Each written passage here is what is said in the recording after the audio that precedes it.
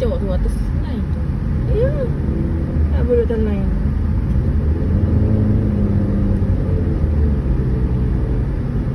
Kita nak masuk kiri pun payah. Ada motor masuk tengah. Motor tu kat tepi tengah. Patutnya bagilah motor duduk tepi.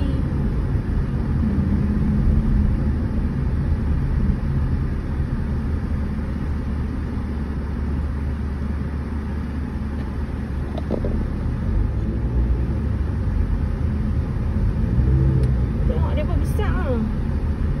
Dia boleh melanggar kita. Macam mana kita nak masuk? Atas orang lah tuan-tuan. Ya. Lepak ni besar.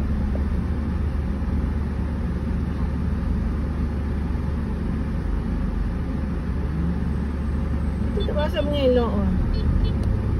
Tak tahu lampau Apa warna bunyi apa tu? ni. Motor. Betul lah tu. Mana Motor banyak? kat dia. Sorry lah, tak ada buat. Motor tu belakang kita tu. Ya. Masuklah kanan. Kita dah ni dah sempit mengelak pada depa tu. Siap betul.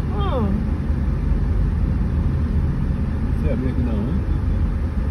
Patutnya line motor dah elok dah. Tak payahlah sebab line tu. Dia tak sesuai tempat ni.